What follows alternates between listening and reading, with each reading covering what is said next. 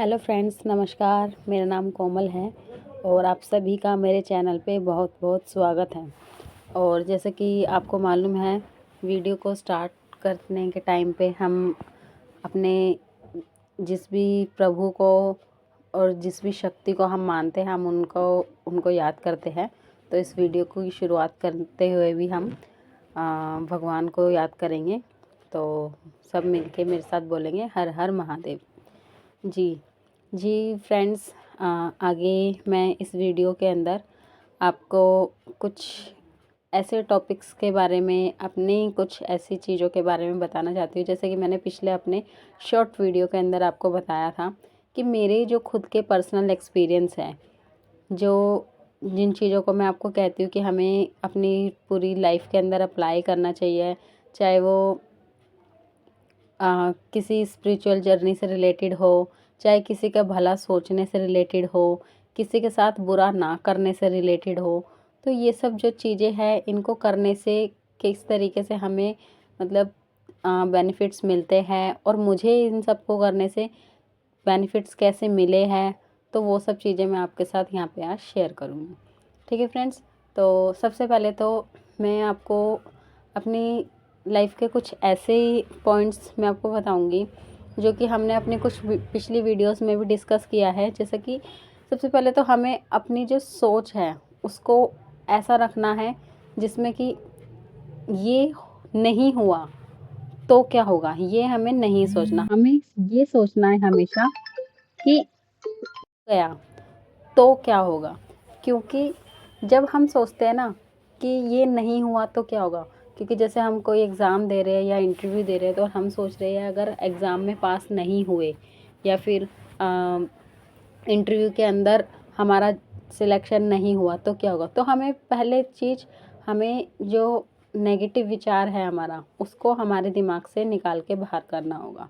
ठीक है, ये मैंने आपको बताया था। इसको करने से क्या मतलब कि मैं अपनी आज की लाइफ के बारे में आपको बताती हूँ कि ऐसा जब हम सोचते हैं तो एक्चुअली हमारी लाइफ किस तरीके से इफ़ेक्ट होती है।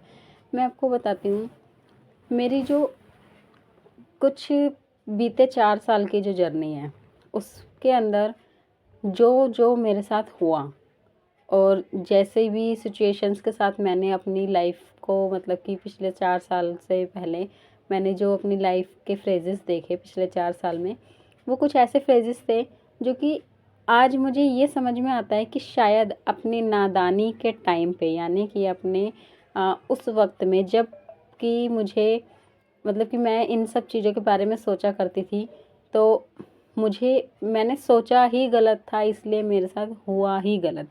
तो मैं आपको अपनी कुछ ऐसी चीज़ें डिस्कस करने जा रही हूँ यहाँ पे, जो कि बहुत पर्सनल हैं, लेकिन फिर भी मैं आपके साथ शेयर करूँगी। क्योंकि जो हमारे लाइफ के एक्सपीरियंस है, वो जब तक हम शेयर नहीं करेंगे तब तक सेकंड पर्सन या फिर जो हमें सुन रहा है वो हमें हमारी बातों को नहीं समझ पाएगा। क्योंकि बातें बनाने के लिए बहुत होती है और रियलिटी कुछ और होती है।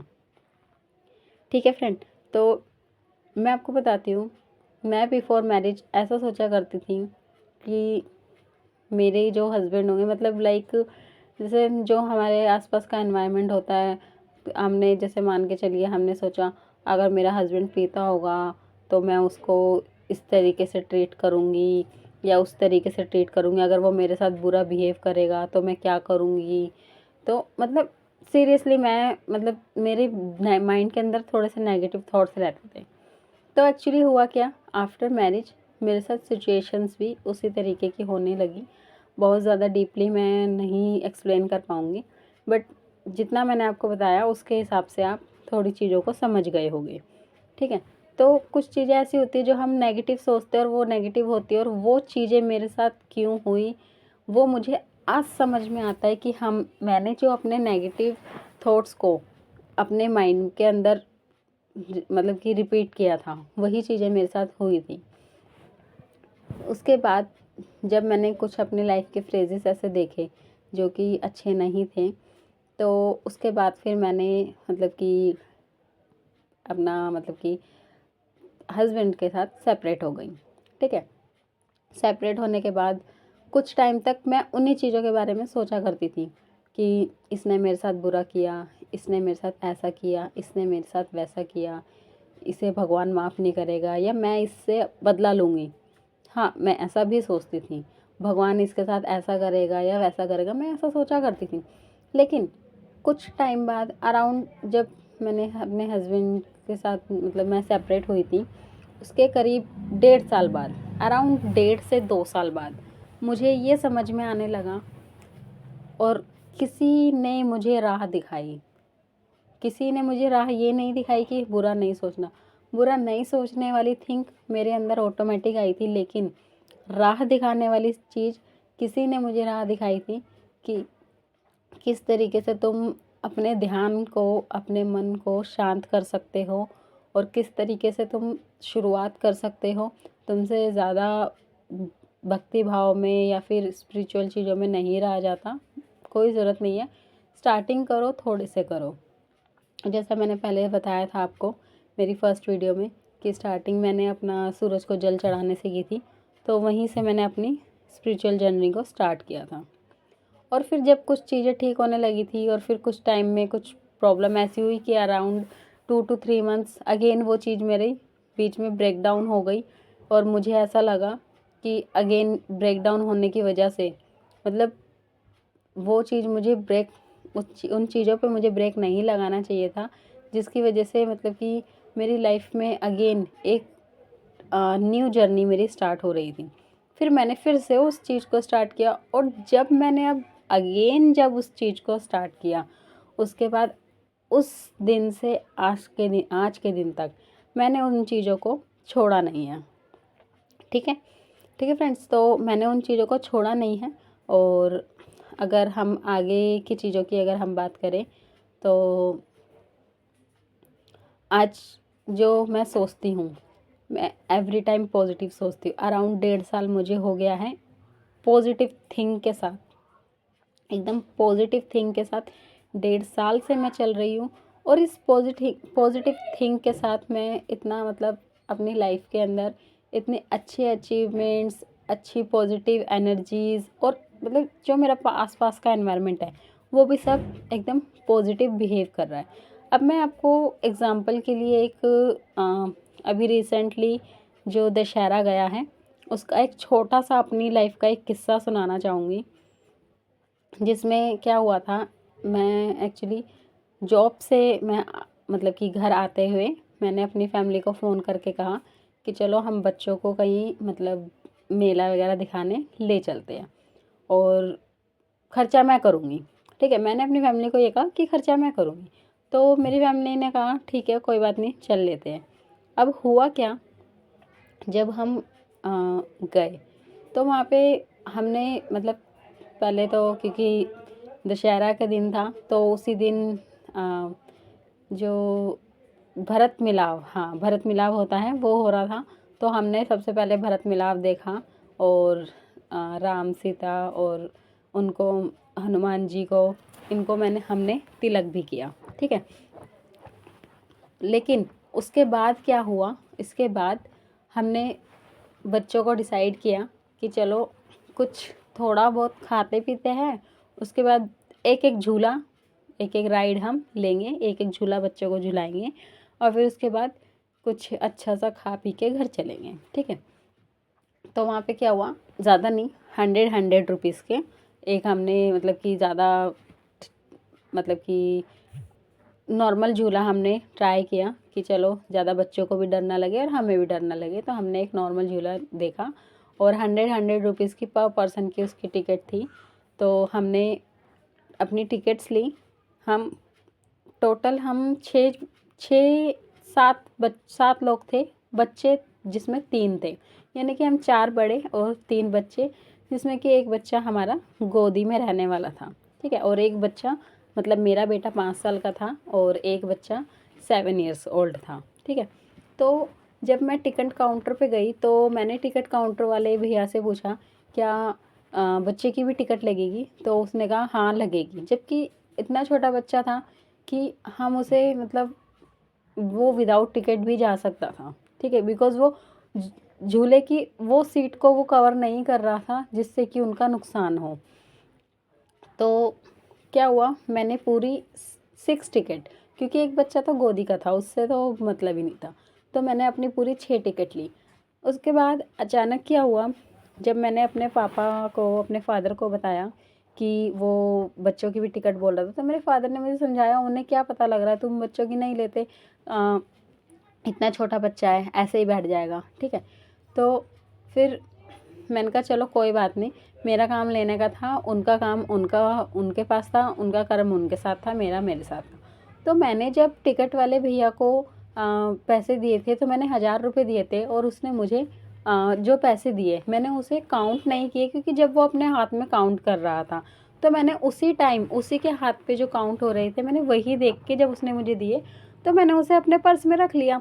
अब रखने के बाद जब क्या हुआ कि थोड़ी देर बाद जब हम झूला झूलने के लिए हम लाइन में लगे और एंट्री हुई, तो एंट्री के टाइम पे मेरे फादर ने झूले वाले भैया को 6 टिकट ना देकर उसे सिर्फ 4 टिकट, सॉरी 5 टिकट दी, कि एक टिकट को हम बचाएंगे। और झूले वाले भैया से मेरे पापा ने झूठ बोला कि नहीं भैया, हमने आपको 6 टिकट दे दिए। तो उस टाइम जल्दबाजी थी, तो झूले वाले ने भी ध्यान नहीं दिया, उसने सोचा कि चलो भाई दे दी होगी, तो उसने बैठने के लिए बोल दिया। अब जब हम बैठ के झूला झूल के जब हम वापस आए, तो मुझे मेरे मन के अंदर बहुत गिल्ट हो रहा था इस चीज़ का, कि शायद हमें वो टिकट दे देनी चाहिए थी, नहीं ऐसा करना चाहिए था, मुझे बहुत गिल्ट हो रहा था। लेकिन फिर क्या हुआ कि मेरे पापा ने मुझे वो टिकट दी कि काउंटर पे जाके वापस कराया, कि ये बोल के कि हमारा एक मेंबर बैठा ही नहीं, क्योंकि उसे डर लग रहा था। तो मैंने वो टिकट काउंटर पे वापस दी और 100 रुपीज़ मेरे ले लिए, ठीक है, टिकट के बदले।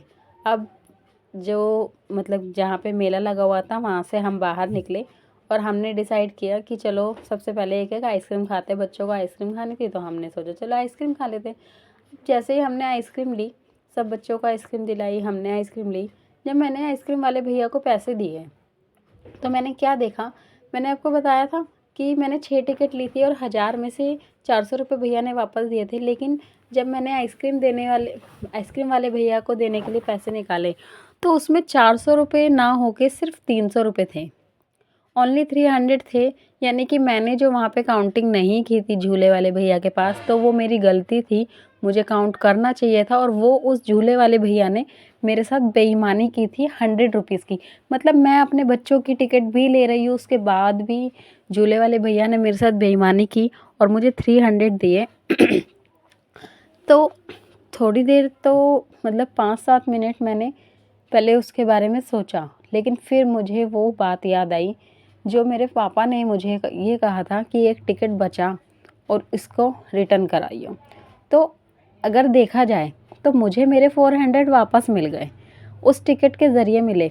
तो ये जो मेरी मतलब कि मेरे साथ जो इंसिडेंट हुआ, ये इंसिडेंट से आप विश्वास नहीं करोगे, मैं इतना खुश हुई थी कि मैंने मेरा कर्म पूरा किया था। क्या कि मैंने पूरी 6 टिकट ली थी। लेकिन जो उस भैया ने मेरे साथ, झूले वाले भैया, टिकट वाले भैया ने जो मेरे साथ 100 रुपीज़ की बेईमानी की थी, उस 100 रुपीज़ को, क्योंकि मैंने किसी का बुरा नहीं किया, मैंने किसी का गलत नहीं सोचा, मैंने कोई बेईमानी नहीं की थी, तो उस 100 रुपीज़ को मुझे अगेन बैक वापस दिलवाने के लिए भगवान ने मेरे जो फादर थे उनको एक ज़रिया बनाया, कि इनके ज़रिए, क्योंकि मैंने तो 6 टिकट पूरी ली थी और उसने मुझे 400 की जगह 300 रुपये दिए, मेरे पापा के ज़रिए मुझे मेरे 100 रुपीज़ वापस मिले।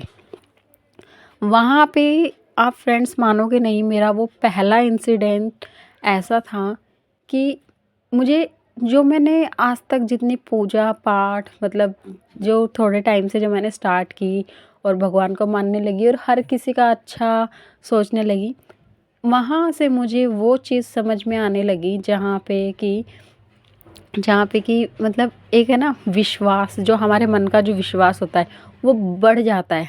100% तो मेरा विश्वास पहले था, लेकिन वो मेरा 200% हो गया था कि अगर आपने सच में अगर किसी का बुरा नहीं सोचा है, दिल से पूरी मतलब कि भक्ति की है, तो आपको उसका फल ज़रूर मिलेगा। कभी आपके साथ भगवान बुरा नहीं होने देंगे।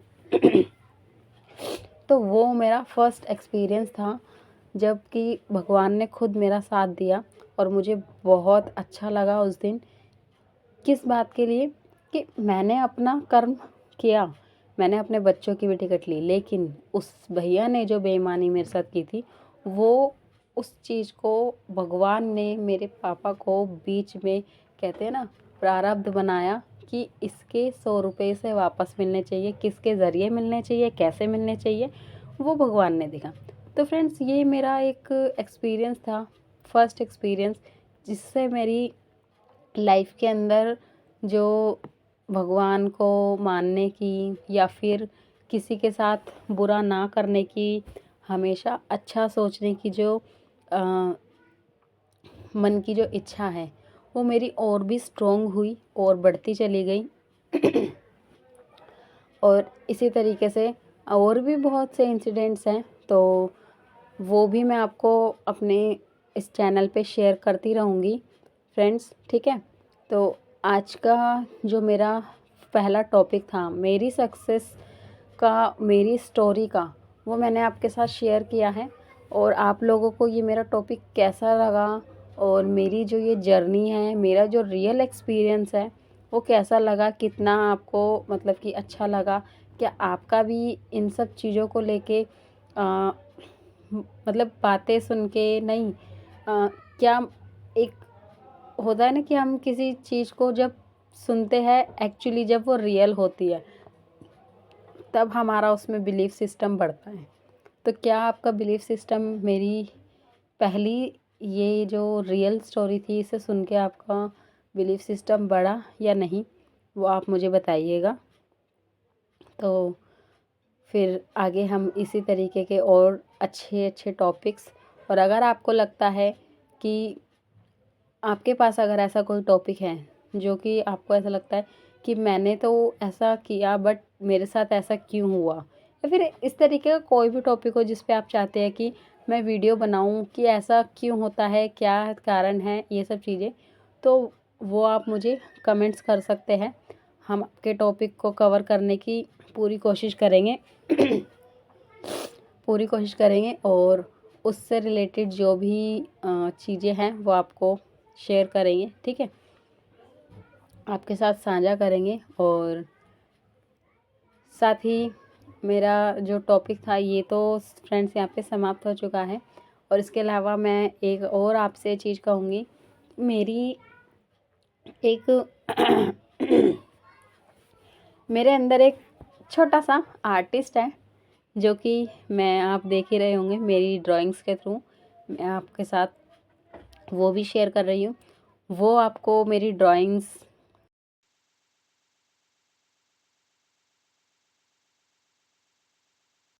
ठीक है, उसके बारे में भी आप कमेंट करना कैसे लगे। और आप अगर कुछ अच्छा मतलब चाहते हैं कि मैं बनाऊं, तो वो भी आप मुझे शेयर कर सकते हैं, मैं उस पे भी आगे काम करूँगी। मेरी पूरी कोशिश रहेगी कि मैं उस पे काम करूँ।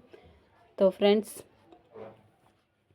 आज का मेरे वीडियो को लाइक करना, कमेंट करना और मेरे चैनल को सब्सक्राइब करना, ठीक है फ्रेंड्स। और आई होप मेरी फर्स्ट सक्सेस स्टोरी से आपको कुछ मतलब अच्छा लगा होगा सुन के। हालांकि बहुत छोटा था बट जेन्युइन था, और आगे भी कितनी मैंने काबिलियत अपनी लाइफ के अंदर हासिल की है वो मैं आगे आपको शेयर करूँगी। तो उसके साथ मेरे चैनल, उसको जानने के लिए मेरे चैनल के साथ बने रहिएगा। और साथ ही में मैं अपने इस चैनल की जो स्टार्टिंग मैंने की, जिस इच्छा से और जिस सोच से मैंने इस चैनल की स्टार्टिंग की, और जिसने मुझे वो राह दी कि हम यूट्यूब के थ्रू भी कुछ कर सकते हैं, तो वो आप सभी जानते हैं, हमारे जीवित भाई। उसने, उनको भी मैं एक बहुत बड़ा थैंक यू कहना चाहूँगी। हाँ, लेकिन क्योंकि जो जीवित भाई है वो भी एक माध्यम है हम सबके लिए, उनकी बातों से भी आपको समझ में आता होगा कि वो सिर्फ माध्यम है। एक्चुअली हमें जो ये रास्ता दे रहे हैं, दिखा रहे हैं, वो सिर्फ भगवान हैं जिनको हम मानते हैं, या जो हमारे लिए अच्छा सोचते हैं। तो वो सिर्फ एक माध्यम है, लेकिन मैं उनको भी थैंक यू कहूँगी और अपने भगवान को भी थैंक यू कहूँगी। तो आपको कुछ ना कुछ मेरी बातों से जीवित भाई की बात कनेक्टेड लगती होगी, कभी उनसे बोल के देखना कि थैंक यू भाई, आपकी वजह से मैंने ये हासिल किया। तब आपको क्या रिप्लाई मिलेगा, तो आपको मेरे इस चैनल का जो उद्देश्य है वो आपको समझ में आएगा, और जो मेरी बातें हैं वो कितनी जेन्युइन है वो भी समझ में आएगी। दोनों आपस में बहुत कनेक्टेड है। जीवित भाई भी अपने सपोर्ट के लिए नहीं, लोगों को अच्छा सिस्टम देने के लिए ये काम कर रहे हैं। तो ठीक है फ्रेंड्स, ओके बाय।